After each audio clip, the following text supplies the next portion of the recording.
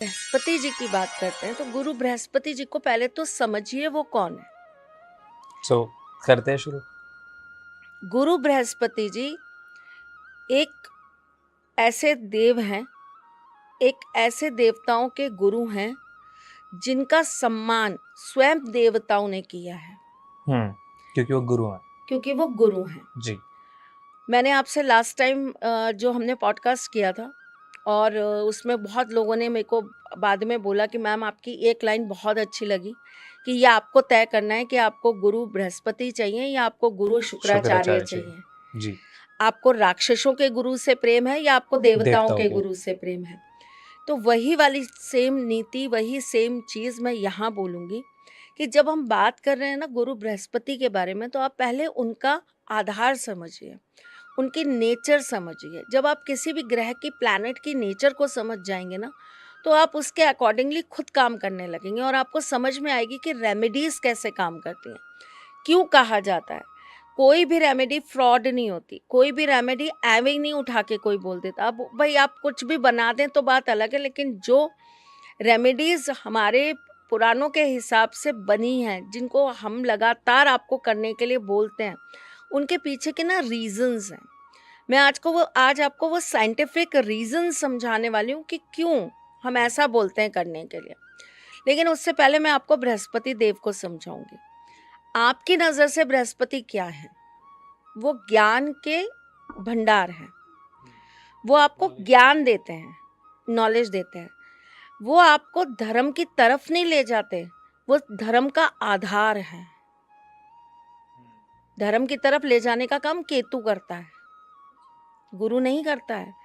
वो तो धर्म का आधार है। जब आप बात धर्म की करेंगे तो आपको समझ में आएगा कि वो धर्म का आधार जो है वो गुरु बृहस्पति है। तो वो आपको सही और गलत चुनने की बुद्धि देते हैं।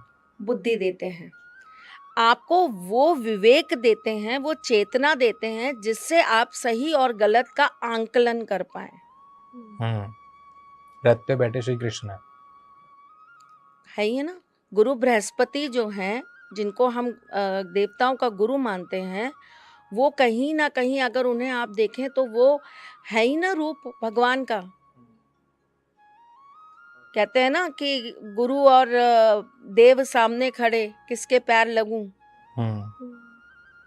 है ना। तो सबसे बड़ी बात यहाँ पर जो आती है वो आती है गुरु बृहस्पति को समझने की। गुरु बृहस्पति जो थे वो अंगीरा ऋषि के पुत्र थे। ओके। और अंगीरा ऋषि जो थे वो हमारे सप्त ऋषियों में एक ऋषि थे। ठीक है। बहुत सम्माननीय।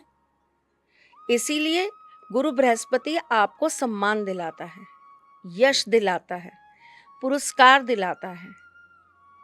ठीक।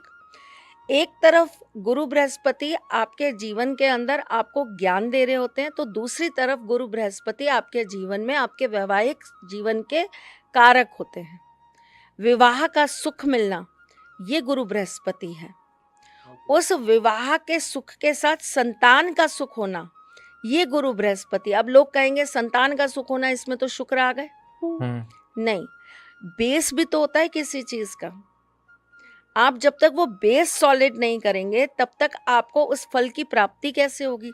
जड़ अच्छी होगी, शादी अच्छी होगी, शादी से आपको एक अच्छा जीवन साथी मिलेगा, तो ही आपको योग्य संतान मिल पाएगी।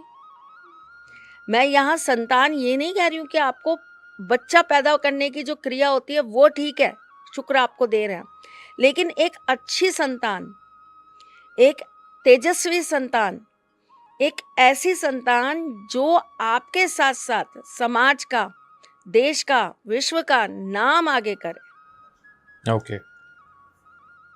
सबका कल्याण करे, वो भावना हो, वो पॉजिटिव फीलिंग हो, एक पॉजिटिविटी हो, वो जो है वो गुरु बृहस्पति उसके कारक बनते हैं। संस्कार वो गुरु बृहस्पति संभालते हैं। ठीक है। हमारा कितना मन लगता है पूजा पाठ में, हमारी कितनी ज्यादा रुझान है पूजा पाठ में, ये गुरु बृहस्पति से पता चलता है। हमारे पिछले जन्मों का संबंध क्या है हमारे साथ, ये गुरु बृहस्पति से पता चलता है। और तो और मैं आपको एक चीज बताती हूँ, हमारा अगला जन्म कैसा होगा ये भी आपकी कुंडली में बैठा हुआ गुरु बृहस्पति डिसाइड करता है।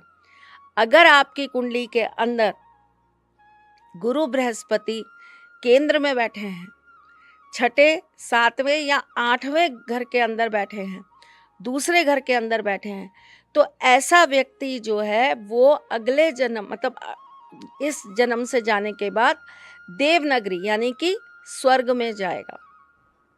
Oh wow, okay. उसी के साथ अगर इन जगहों पर चंद्रमा साथ में आ गए तो ऐसा व्यक्ति जो है वो कहीं ना कहीं पितृलोक में जाएगा। ओके, ये अच्छा है बुरा है? पितृ अच्छे भी होते हैं पर आत्मा को इतनी आसानी से मोक्ष नहीं मिल पाता। ठीक है। और वहीं अगर आपको उस जगह पर मंगल या सूर्य मिल गए तो ऐसा व्यक्ति जो है वो अगले जन्म में मनुष्य योनि में आ जाएगा।